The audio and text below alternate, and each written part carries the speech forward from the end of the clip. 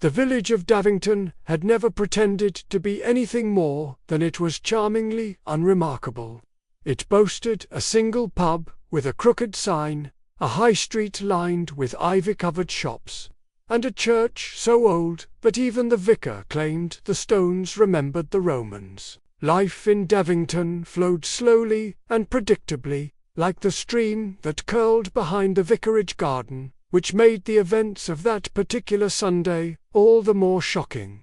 It had started, as many village dramas do, with something perfectly lovelier christening. Fern Hollow, the home of Mr. and Mrs. Gerald Pennington, was abuzz with bunting and borrowed chairs, the lawn dotted with parasols and picnic baskets. The Penningtons had recently returned from a broadsome diplomatic posting in Cairo, and their infant daughter, Arabella, was to be formally introduced to the community in a service that was already being whispered about as the grandest since the Jubilee tea. Miss Marple, seated under a lilac tree with a glass of lemonade and her knitting bag, watched the guests with her usual mild amusement.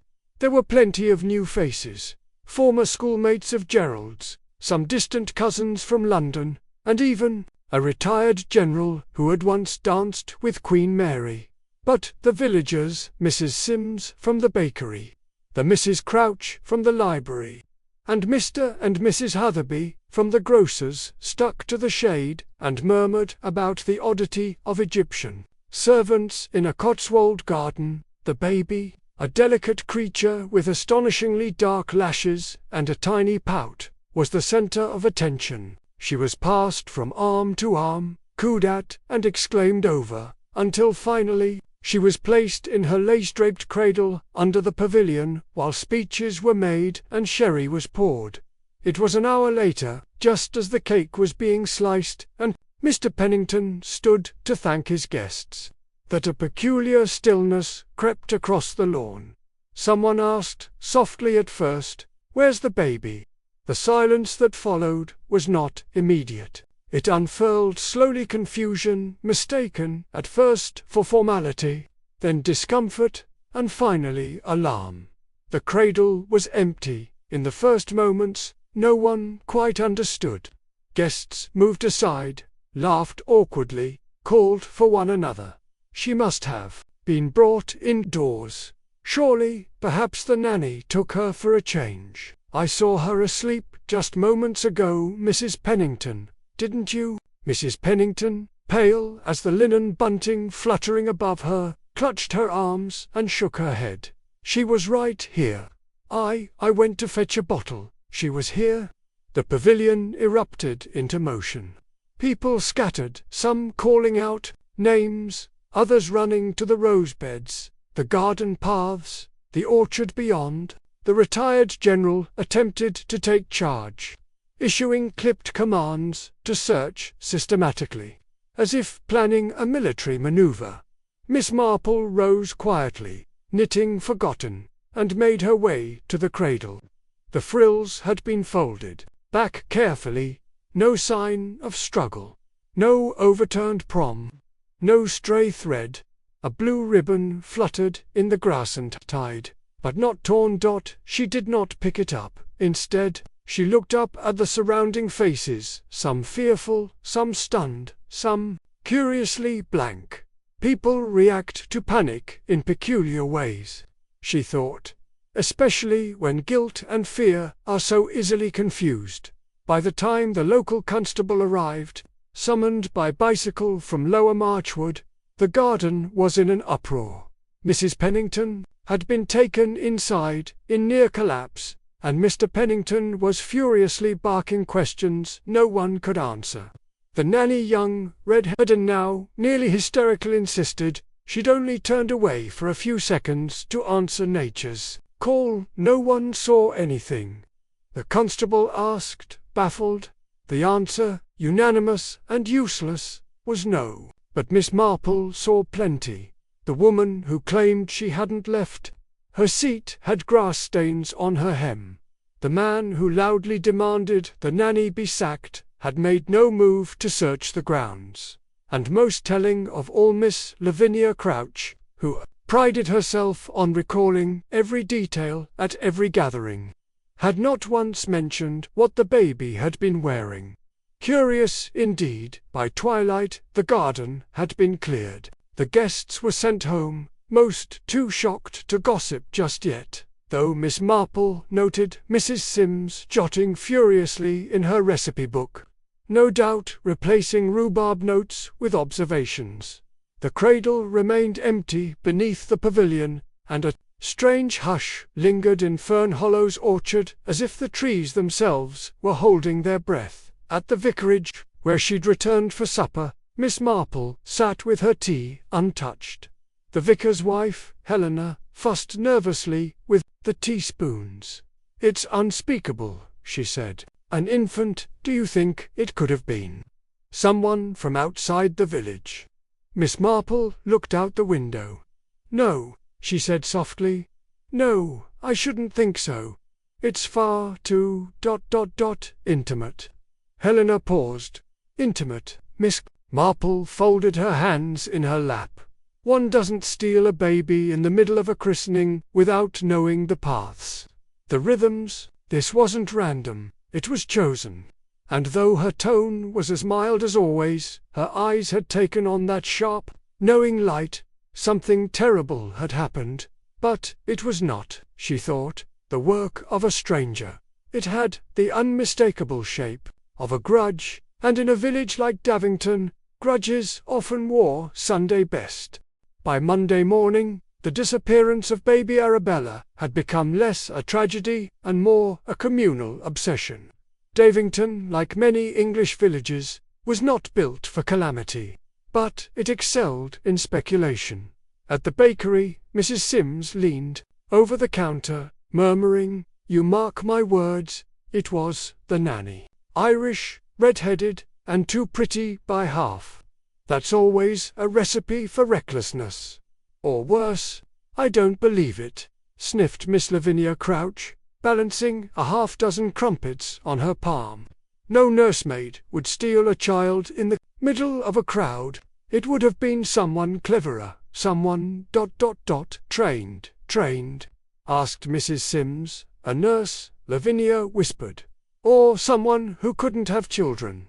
It sends people quite unhinged, you know. I read about it in one of those American medical journals my nephew left behind." The bell above the shop door jingled as Miss Marple entered, her blue shopping basket on her arm and her usual pleasant smile in place. The two women straightened slightly, trying not to appear too eager to include her in the conversation. Though their eyes betrayed them, Miss Marple gave them both a gentle nod. "Quite a turn of events yesterday," she said. "Terrible," Lavinia said at once. "I hardly slept. I kept checking my windows."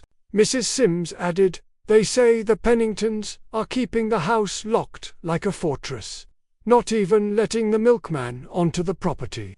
"Grief makes people careful," Miss Marple said. "Or guilty," Lavinia offered. Miss Marple gave no opinion. Instead, she collected her scones, paid exactly, and stepped into the fresh spring air, where the gossip buzzed louder than the bees.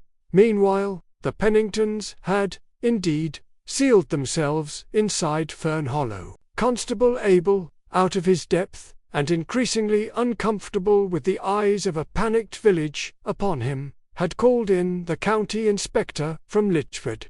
Inspector Graves, a tall, sun-browned man with a clipped moustache and an aversion to fuss, arrived that afternoon and promptly took command of the investigation.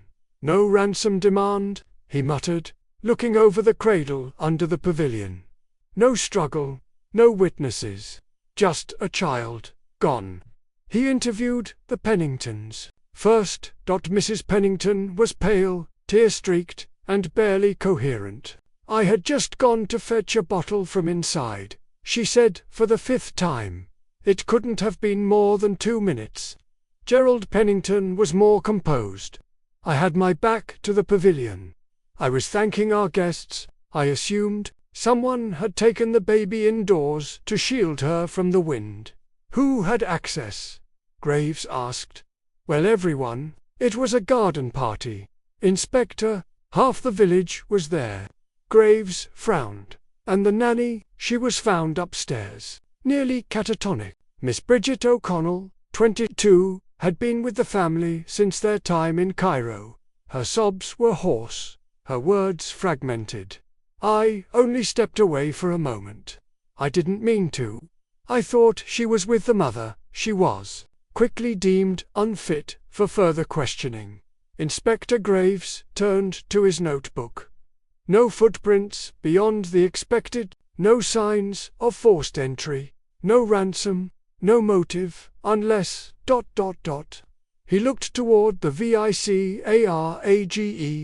Miss Marple. She was in her garden when he arrived, snipping at a particularly stubborn hydrangea. Miss Marple, he said, forgive the interruption. Not at all, she replied. A dreadful business, isn't it? Why, I wondered if I might ask a few questions. You're known for your attention to detail. She smiled modestly. That's very kind. You saw the guests? Oh yes. Most of them. The villagers I know well. The others, well, they were mostly family friends or old schoolmates of Gerald's. Anyone you didn't recognize? There was a young woman, Miss Marple said thoughtfully, wearing a yellow silk dress. She arrived late, stayed near the rear of the lawn. I don't recall seeing her interact with anyone. You didn't speak to her? No, said Miss Marple, but I believe she took 2 slices of Battenberg and never touched her sherry. That I found curious. Graves blinked, but Miss Marple continued gently. People who plan things often appear calm. It's the ones who forget to eat that worry me. Graves scribbled this down, though it wasn't quite what he had expected. One more thing, he added. You said yesterday this didn't seem random. Miss Marple set down her shears. It doesn't. Whoever took that child knew exactly when and where to strike. They knew the layout, the distractions, the vulnerabilities. You think it was someone local? Miss Marple looked toward the orchard, now empty and silent. I think, she said slowly, it was someone who wanted to make a point. Graves narrowed his eyes. A point. She nodded. Taking a baby isn't an act of impulse. It's a message. The question is, to whom? Back at Fern Hollow, the Penningtons were growing restless. Gerald stalked the parlor like a caged animal. Helena, the vicar's wife, had stopped by with food and left in tears. No word had come. No clues. No hope. But in the attic, beneath a stack of their shipping trunks, a wooden box sat unopened. Inside were photographs from Cairo, letters in French, one lock of dark hair, and a name crossed out in ink, but not unreadable. Miss Marple would not discover it yet, but she was already thinking of Cairo. And the curious thing about secrets, she often thought, is that they are far easier to carry when packed in trunks and covered in dust. Inspector Graves was not the sort of man to allow emotions to cloud an inquiry. He considered himself a practitioner of hard facts. Who was where, when, and why. But after 48 hours, without a single credible lead, even he began to feel the edges fray. Dottie set up a temporary office in the back parlor of the village hall, filling the table with lists, names of guests, times of arrival and departure, background checks on the Penningtons' staff, and weather patterns on the afternoon of the christening just in case. Someone had to have seen something. He grumbled, thumbing through his notes. This was broad daylight, but it was not daylight that would yield answers in Daving. It was people, and people, Miss Marple knew, were far less predictable than the inspector's paperwork. That morning, she made her rounds with a woven basket tucked over her arm, appearing as ordinary as always, but her steps were deliberate. She stopped first at the vicarage to deliver a jar of quince jelly, then continued on to the grocer's. where she spent longer than necessary inspecting onions while listening to Mrs. Hatherby, told Gerald not to hire that girl, Mrs. Hatherby said in a low hiss, referring to the nursemaid. Bridget's too pretty to be trustworthy. It's always the same. Pretty girls think the rules don't apply to them. Miss Marple nodded slowly, inspecting a shallot. You knew her before the Penningtons came back to Davington? Yes. She was raised near Lower Marchwood. Her mother worked in the laundry before passing. Bridget always wanted something better. Too proud to marry a grocer's boy, though she was happy to take their compliments. Is that so? She left for London 3 years ago, came back all painted up and silent. There was talk. Miss Marple didn't press. She paid for her goods and continued on, reflecting. It was one thing to be ambitious, it was quite another to come back with a childless silence trailing you at Fern Hollow. Inspector Graves had resumed his interviews. He stood before Gerald Pennington, notepad in hand. Mr. Pennington, may I ask again, do you believe anyone bore ill will toward you or your wife before you returned to Davington? Gerald looked at him sharply. What sort of question is that? One I'm obliged to ask. The man rubbed his temples. I haven't lived here in nearly 8 years. My work with the Foreign Office kept us in Cairo for most of that. Our only enemies were bureaucrats and border crossings. No staff dismissed under tension. No romantic entanglements. Certainly not. His tone was firm.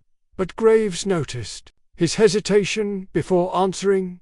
Meanwhile, Miss Marple took tea with Miss Lavinia Crouch in the back room of the village library. It's all such a horrible business, Lavinia said, pouring tea as if they were discussing lace patterns. And I still say it was planned. No one vanishes that neatly by chance.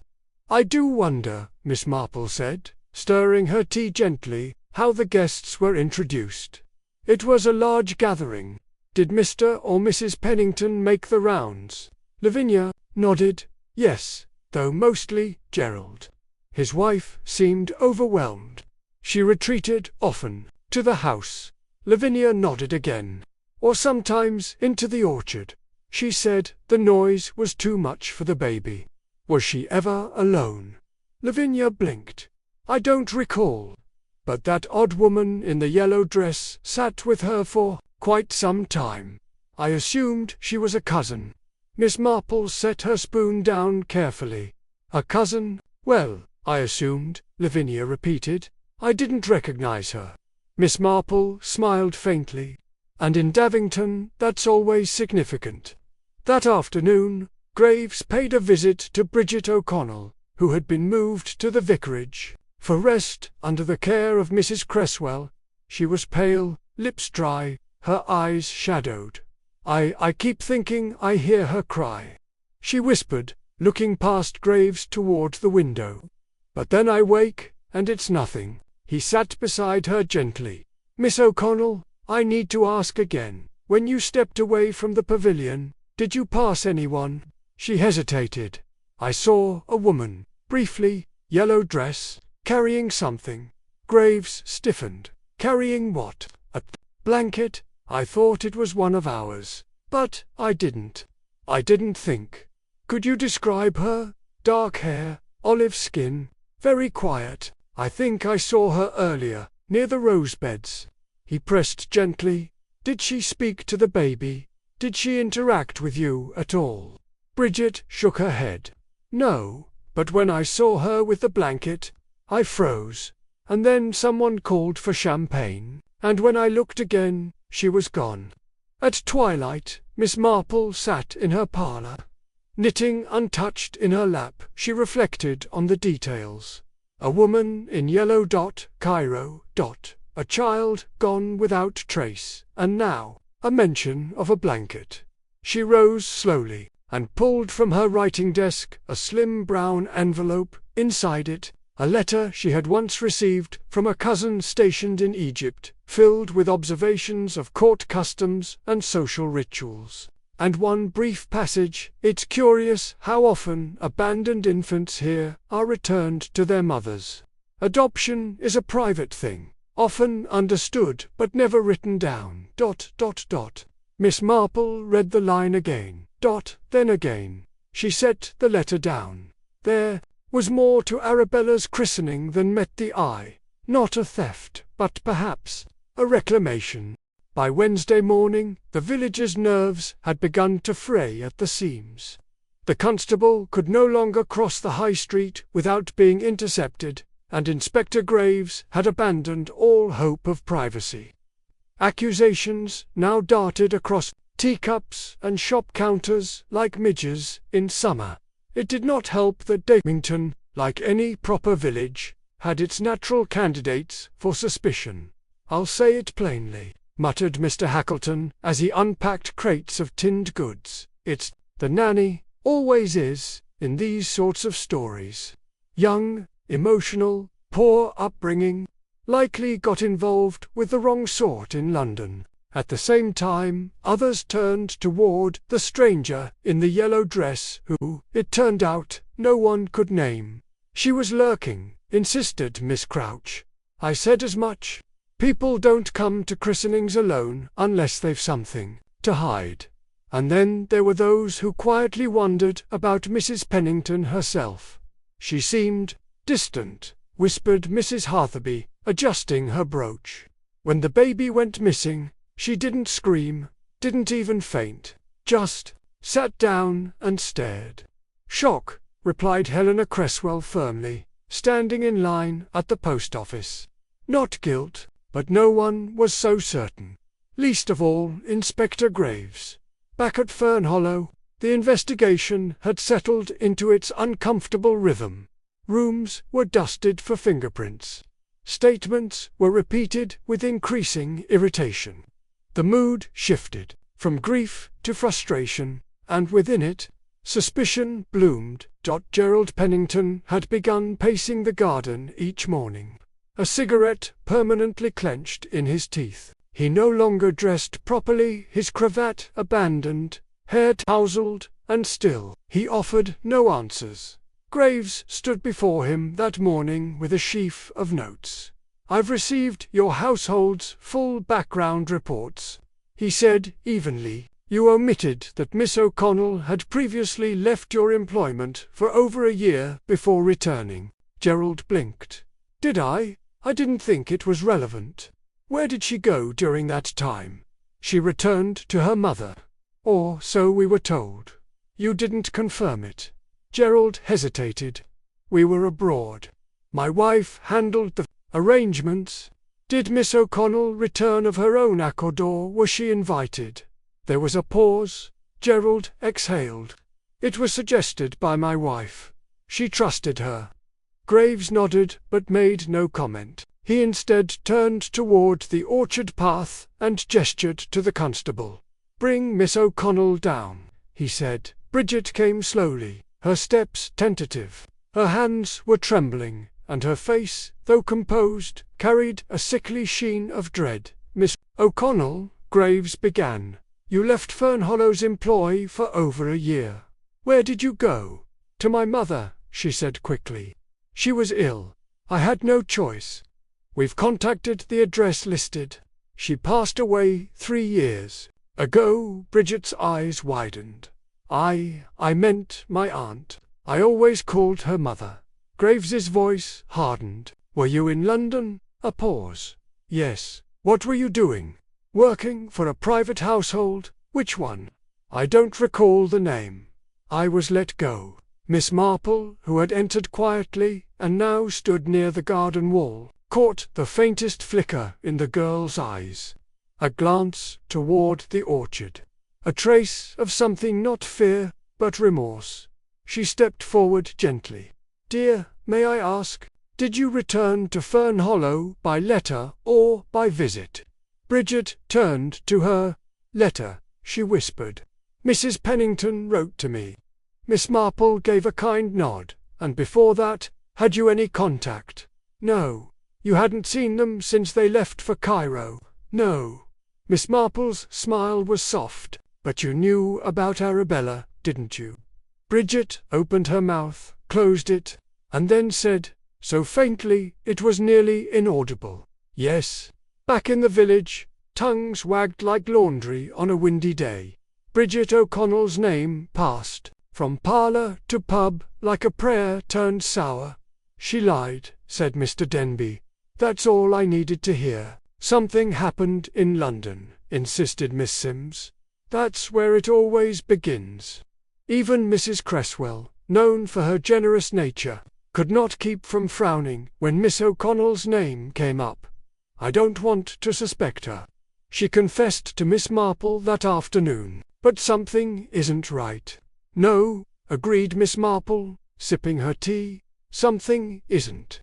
But her eyes were distant, her thoughts far from Bridget, because Miss Marple had noticed something else that no one had yet remarked upon. A letter, mentioned but never produced. A woman in yellow, seen but never named. And Mrs. Pennington, who now spent long hours alone in the nursery, refusing even her husband's company. That evening, as the last of the sun vanished behind the hills, and the cottages lit their lamps one by one, Miss Marple wrote a letter of her own. It was addressed not to the police, nor to Inspector Graves, but to a friend in London, a former headmistress, now retired, who kept meticulous records of all the girls who had passed through her care, including those who left under troubling circumstances. Inside the envelope, Miss Marple enclosed a single phrase: Bridget O'Connell 1953 to 1956. Check the name she used upon departure. She sealed it, set it beside the clock, and sat quietly in her chair. The kettle hissed, that cat curled, and in her mind, the cradle beneath the pavilion once again stood empty. Not stolen, but taken back. The following morning, Miss Marple rose early. There had been no knock at her door, no fresh letter on her mat, and certainly no breaking news. Yet she moved with that quiet purpose that always preceded one of her revelations. The letter she had sent to London was not expected back so quickly, but she had long learned that revelations rarely came all at once. They came in fragments, like threads in a tapestry only visible once turned over. She spent the early hours rearranging her embroidery silks, pausing often to think, and at precisely 9:30 she took a walk to the churchyard. There she found Inspector Graves poring over a large plan of Fernhollow's grounds that had been copied from the original property deeds. "We've confirmed the entire guest list," he said without preamble, "every villager accounted for, but still no identification of the woman in the yellow dress." "No servant recalls seeing her?" asked Miss Marple. "None. It's as if she appeared and vanished. Not even a plate missing, or a napkin out of place."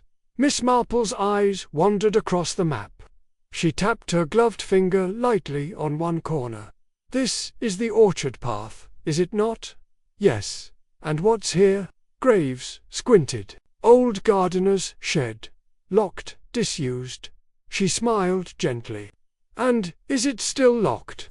Graves looked up sharply. They reached the shed 10 minutes later, having fetched a key from Gerald Pennington's butler. The orchard was still in full bloom, heavy with the scent of apples and dust. The shed door creaked open. Inside, dust, cobwebs, rusted shears, and footprints. Graves stepped forward, suddenly alert.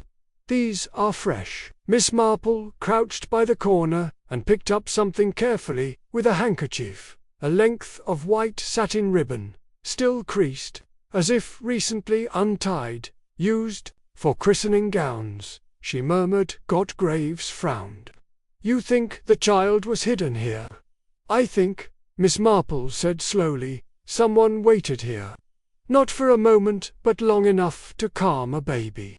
She turned to him, eyes sharp, behind her spectacles. Someone knew this place would be overlooked, and someone had planned for that. That afternoon, Penelope Sims arrived at the vicarage in a flurry of indignation. "You'll never believe what I've just heard," she hissed to Mrs. Cresswell in the kitchen. "The Penningtons weren't legally married when they left for Egypt." "What?" The vicar's wife blinked. "That can't be true." "Oh, it is," Penelope said. "Apparently they married in a civil ceremony in Cairo but didn't register it here until months later.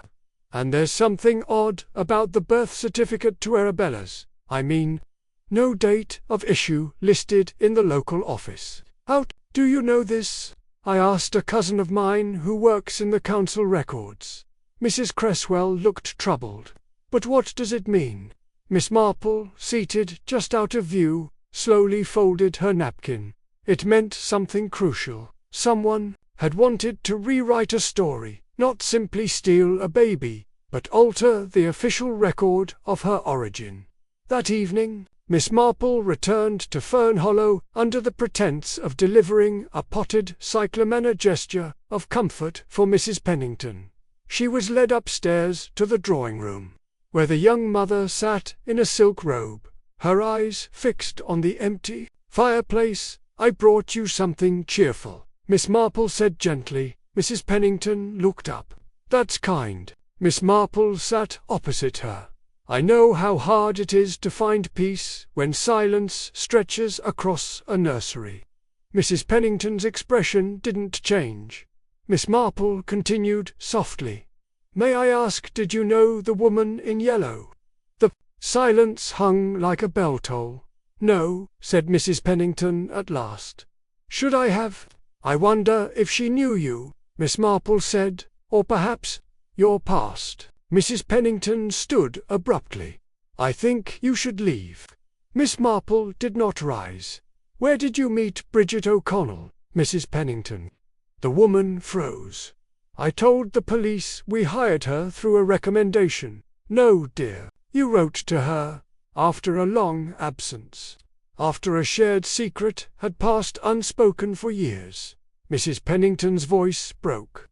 "What are you implying?" Miss Marple rose gently and placed the cyclamen on the sideboard. "That not all mothers give birth, and not all who do are permitted to keep their children."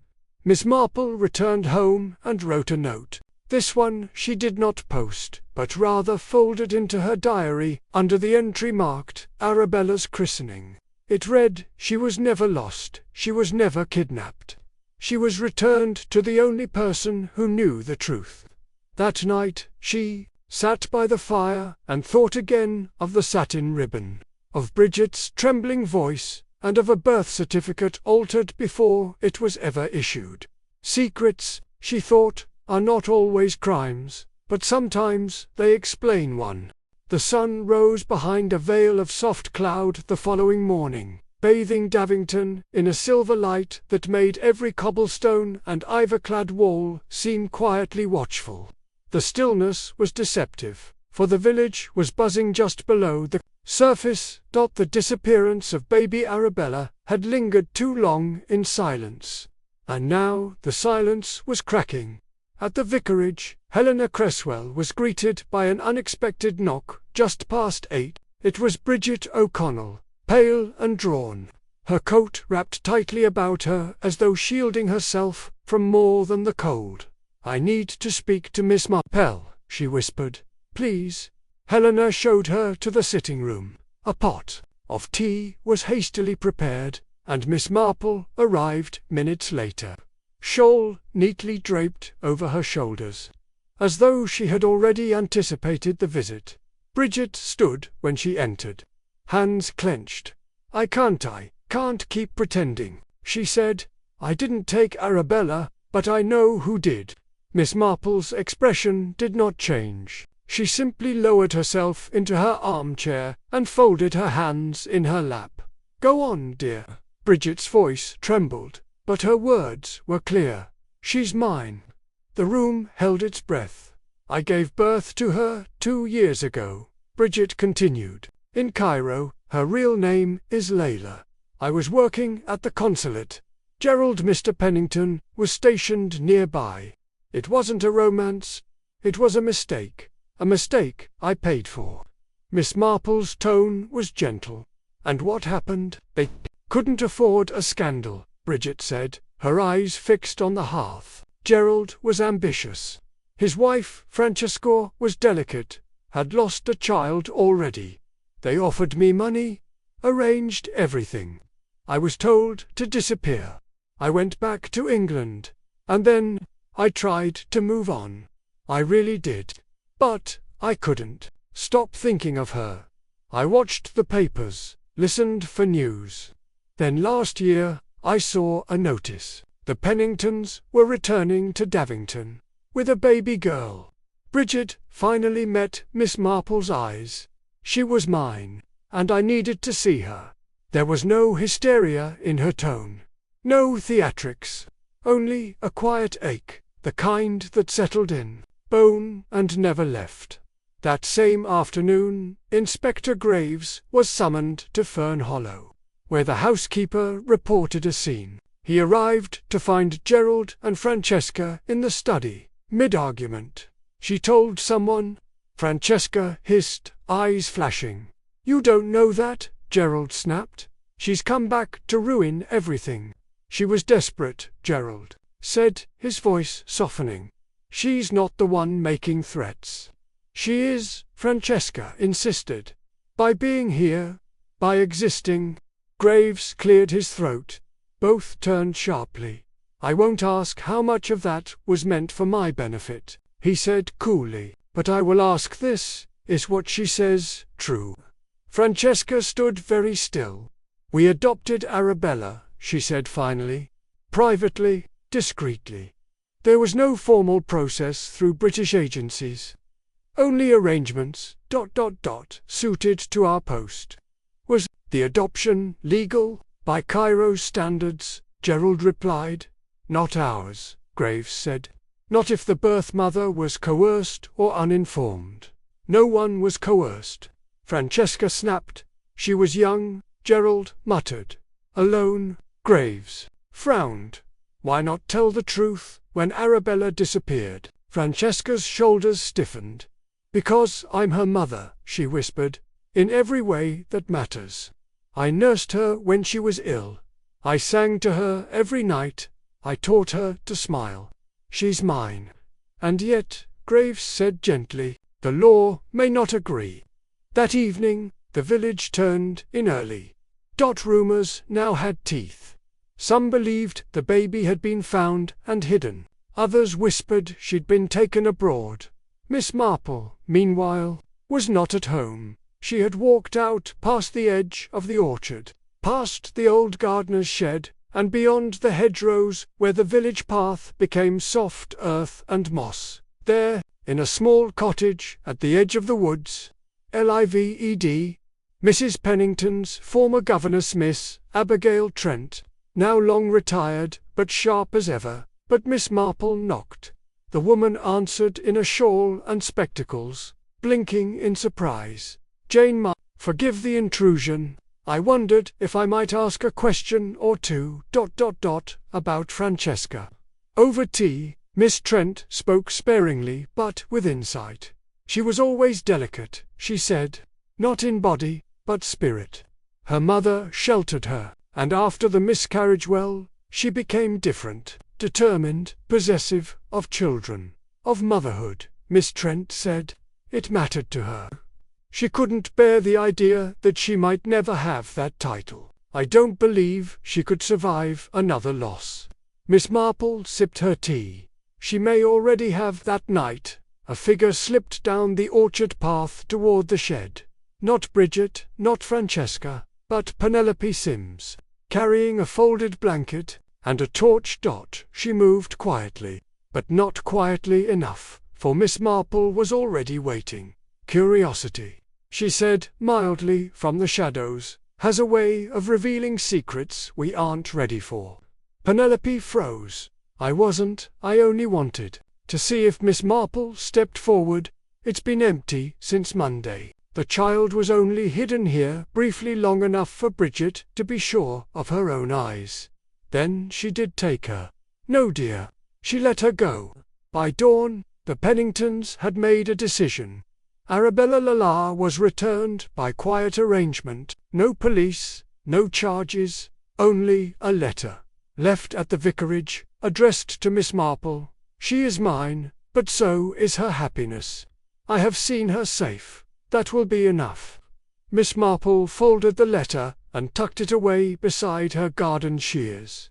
The village never knew the full truth, but in time, the silence that followed became its own kind of peace.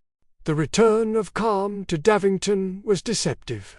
The quiet was not relief, but restraint, pause in conversation, a hesitation before questions, an awkward silence when someone asked about the baby. At Fern Hollow, the curtains remained drawn. Gerald Pennington, normally so present in the garden or village lane, was absent. Francesca had not been seen since Sunday service. Even the staff walked more softly, as though the very walls might shatter if tested too loudly. Miss Marple, for her part, had resumed her knitting with deliberate calm, seated each morning by the vicarage window, with a pot of Earl Grey and a view of Ivy Lane. But her mind was anything but idle. She was waiting, for the true confrontation had not yet happened, and it would not be between police and suspect, it would be between two mothers.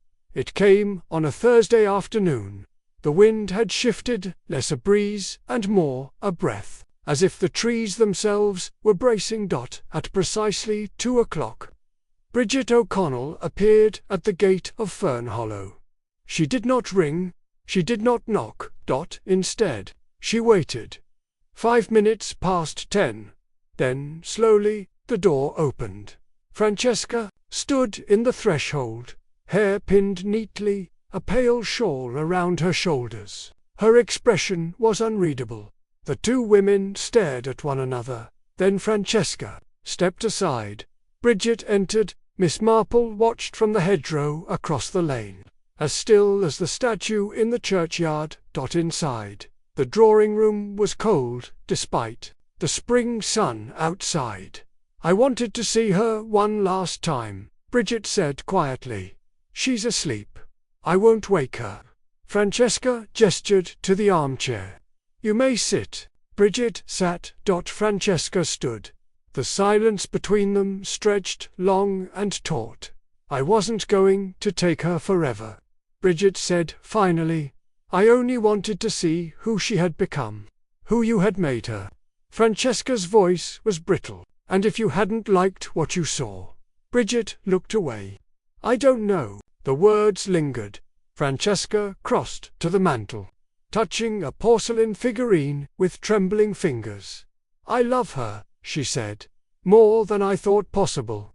I know that doesn't erase how she came to me, but I raised her. I held her through fever. I rocked her through every storm in Cairo. I gave her the name Arabella because it meant answered prayer." Bridget's breath caught. "I called her Layla," she said, "because it was the only word I knew that meant night and peace." Both women were quiet. Then Bridget rose. "I'll leave Davington," she said. "For good. I won't write. I won't return." She paused at the door. "But if she ever asks, don't lie to her." Francesca didn't answer, only nodded. Miss Marple saw her walk away, slow and quiet. There was no triumph in Bridget's face, no bitterness, only a deep, exhausted grace. The sort of dignity that could only come from having nothing left to lose. Later that evening, the vicar delivered a letter, addressed, again, to Miss Marple. It contained no confession, no apology, only a simple paragraph, written in elegant, slanting hand. "Truth is often not what sets us free, but what roots us. Thank you for reminding me of that, F.P." Miss Marple folded the letter and placed it beside the first. The two mothers had faced one another, and in doing so, had laid down their weapons, not out of forgiveness, but out of something more complex: recognition. That weekend, the garden party at the vicarage proceeded as planned. Children chased butterflies, elderberry cordial was poured. Mrs. Sims won a tin of custard in the raffle and wept with joy. No one spoke of the cradle, but everyone, in their own way, remembered it. Miss Marple sat with her knitting, looking out at the tables with quiet satisfaction. The storm had passed, but not all storms left damage. Some simply rearranged the landscape, and those who noticed such things, they were never caught by surprise. It was a quiet Tuesday morning when Miss Marple decided it was time. The village had begun to breathe again. No one spoke openly of the baby, but the tension had begun to fade into daily rituals, the market, the post, the morning bells from Everilda's, but Miss Marple knew that something still lay unresolved. Truths had surfaced. Yes, but not all truths. There was still a question unanswered, not about Bridget, not even about Arabella, but about Francesca and her silence. She found her in the orchard, seated alone on a white wrought iron bench near the old plum tree, her hands folded in her lap, gaze lost somewhere beyond the branches. Miss Marple didn't announce herself. She simply approached, slow and steady, and took the opposite seat. They sat like that for a moment. Two women, decades apart, but bound by the same stillness. "I never thanked you for the cyclamen," Francesca said softly. "No need," Miss Marple replied. It was meant to be quiet company, not a statement. Francesca smiled faintly. "I suppose that's something we both understand." Miss Marple inclined her head. "The village has settled, has it, as much as it ever does? People are comfortable not knowing the details, so long as they can pretend they understand the shape of things." Francesca's eyes turned to her. "But you know the details." "I do," Miss Marple said. Another silence stretched between them. Then Miss Marple added, as though remarking on the weather, "Bridget never had a chance to sign away her rights, did she?" Francesca flinched. "I thought we had covered this." Miss Marple folded her hands. "We've covered Bridget, but we've not spoken of you." A pause. "Then I did what I had to do. I believe you did what you thought was right." Francesca's voice turned cold. "Is there a difference?" Miss Marple watched her. "In this case, yes. Because doing the right thing for yourself may not be the right thing for the child." Francesca's composure wavered. "She's mine. I've loved her since the moment I held her. I needed her. After everything I lost, I know," Miss Marple said, so softly that it stopped Francesca's words mid-breath. Then she added, "That's why you've kept the letters." Francesca's face went still. "I beg your pardon?" "The ones from Bridget, tucked in the side drawer of your dressing table. You never destroyed them. Not even when she returned. You needed to keep the story whole." Francesca stood abruptly. "Think you should go." But Miss Marple remained seated. "I'll leave, but I must tell you something first." Francesca turned. "Arabella Layla will grow. She will become curious. She will feel things she cannot name. And one day, she will ask you, 'Who am I, really?' When that day comes, I hope you will answer with truth, not protection." Francesca's voice broke. "But what if she hates me for it?" Miss Marple stood. "Children rarely hate those who love them. But they do hate lies. And they know, Francesca. They always know." Then she touched the younger woman's hand and walked away. Evening, Inspector Graves visited Miss Marple one last time. "No charges will be filed," he said. "No one wants this in the papers.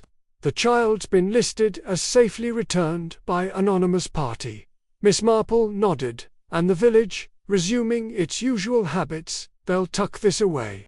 So long as no more surprises emerge." He gave her a look. "You're not going to tell me the rest, are you?" "No," she said simply. "But you'll find the answers in the orchard, where silence blooms." Graves shook his head with a smile. "You're quite a woman, Miss Marple." "I'm merely an observer of what people hide," she replied, "and what they reveal when no one's looking." The next day, Francesca Pennington went to the village solicitor and filed a statement of guardianship revision. No one spoke of it, but Miss Marple, in her garden with her roses, noticed that the hedges at Fern Hollow had been trimmed for the first time in weeks, and sometimes, she thought, that was enough.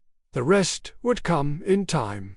The spring air in Davington had settled into a hush of gentler days.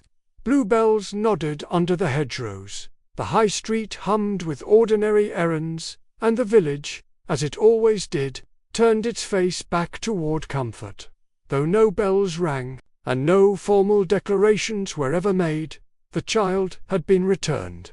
Arabella Layla, depending on whom one asked, was seen again in the arms of her mother, nestled against embroidered lace and flanked by a father who had taken to silence, with the rigidity of a man long used to arranging matters with the stroke of a pen.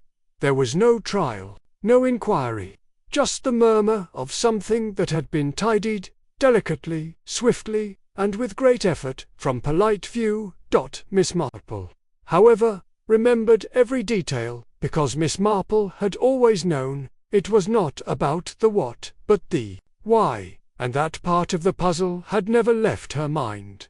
It was a week after that final conversation in the orchard that Miss Marple received one last unexpected visitor. The morning was warm, touched with the scent of lilac and wood smoke. She was weeding her border of nasturtiums when a soft knock came at the garden gate. Bridget O'Connell stood there, suitcase in hand. Miss Marple stood slowly and opened the gate. "No need to ask," she said kindly. "I can see it in your eyes. You're leaving." Bridget smiled faintly. "You always see things, don't you?" Miss Marple gestured her inside. "Tea first, then farewells." They sat beneath the old cherry tree, its blossoms falling in white drifts across the grass like forgotten letters. A robin chirped somewhere behind the shed, and for a time neither woman spoke. "I've taken a position in the north," Bridget said finally. "A private clinic near York. It's quiet, no families, no expectations." Miss Marple poured the tea, then added a single sugar to Bridget's cup. Unasked, Bridget wrapped her hands around the china. "I won't see her again." Miss Marple looked at her with sympathy, but not surprise. "She doesn't remember me," Bridget continued. "Not really. I saw her, you know, from a distance, in the orchard, with Francesca." She was laughing. Her voice trembled slightly. "I thought that would hurt more." "And did it?" Bridget exhaled slowly. "No," she said. "It was a strange sort of comfort. Like I'd been holding my breath for years, and I finally let it go." She set her cup down and looked toward the open sky. "I don't hate Francesca. I did, for a long time. But now, I think I pity her." Miss Marple nodded. "It's a hard thing, to live with a secret you dressed up as a blessing." "She loves her," Bridget said. "I saw it. Whatever the beginning was, she became her mother. And you?" Bridget smiled sadly. "I became someone else." She stood then, brushing cherry petals from her skirt. "I wanted to thank you," she said, "for not judging, for listening, for knowing what I couldn't say." Miss Marple rose as well. "You never asked for forgiveness," she said gently, "because you didn't need it." Bridget's eyes glistened, but she said nothing more. She reached for the gate latch, paused, then turned back. "If she ever asks," she said quietly, "tell her I wanted to be better before she remembered me." Miss Marple nodded, and Bridget O'Connell walked out of the village for the last time. The next day a letter arrived. This one was not addressed to Miss Marple. It was sent to the vicar, and passed discreetly from hand to hand until it found its way into the folds of Miss Marple's shawl while she took her morning walk. It read, "We will be moving to Bath. Gerald's work requires a quieter station. I've left instructions for Arabella's records to be updated, not erased, but clarified. I've written a letter for her to open on her 12th birthday. It isn't everything, but it's a beginning. Thank you for protecting what I could not say. F.P. Miss Marple folded the note and tucked it between the pages of her gardening journal, beside a dried petal from the Penningtons' orchard. The truth was safe now. Not because it had been shouted or declared, but because it had been seen. That Sunday, the church pews were full. The choir sang slightly off-key. Mrs. Sims fainted during the sermon from heat. Not scandal, she insisted. And the vicar read his homily from the wrong page for a full 5 minutes before being corrected by Miss Lavinia Crouch's whispered outrage. It was a perfectly ordinary morning, and yet, at the tea gathering afterwards, the topic of conversation hovered uneasily around new biscuits, garden pests, and the curious vacancy at the local school. No one mentioned Arabella, but everyone, in some silent way, left a space in their thoughts for her. That evening, Miss Marple sat by the fire, her knitting basket beside her. Untouched. She was thinking not of the events themselves, but of the ripple they left behind, of Francesca, who had nearly broken under the weight of pretending perfection, of Gerald, who had failed to see that silence was not strength but delay, of Bridget, who had carried love and shame in equal measure, and of Arabella, who would grow up with a name and a question, and if she were lucky the grace to answer it honestly. Miss Marple closed her eyes for a moment and remembered the sound of the empty cradle creaking in the pavilion breeze. It had been so quiet, so still, and yet, in that silence, the loudest of truths had echoed. It had not been a case of stolen things. It had been a case of stolen selves, of women denied their voices, of children claimed as possessions, and of love twisted into secrecy. And in the end, the only justice was understanding. The kind that did not end in arrests, but in changes. Changes in how people saw themselves, how they chose to live with what they had done, and how sometimes they tried to do better. As the embers dimmed in the hearth, Miss Marple opened her journal and wrote a single line. The truth, like a child, must be protected, not hidden. She put down her pen. Tomorrow, she would tend her roses. Tomorrow, she would write to her niece in Bournemouth and inquire about the state of her parlour curtains. Tomorrow, life would go on. But tonight, she sat alone in the quiet with peace, not certainty. And that, she thought with a small smile, was quite enough. It was a crisp morning in late October when the letter arrived. The wind had turned sharp overnight, blowing the first scatter of golden leaves into Miss Marple's garden, where they gathered like thoughtful guests beneath her rose bushes and between the paving stones. She had just returned from her customary walk to the baker's, where the news of Mrs. Crouch's bad knee now competed with rumours of a wedding. 2 villages over when the envelope was delivered. Cream, heavier stocked, sealed with a modest monogram. A.P. Miss Marple paused on her doorstep, reading the initials once more, and then went inside. Setting her basket aside, she did not open the letter straight away. Instead, she made tea. She chose the blue china cup with the faded rim, added a slice of lemon, and took her time settling into the armchair by the fire. The clock on the mantel ticked softly. The house, like the village beyond, was quiet.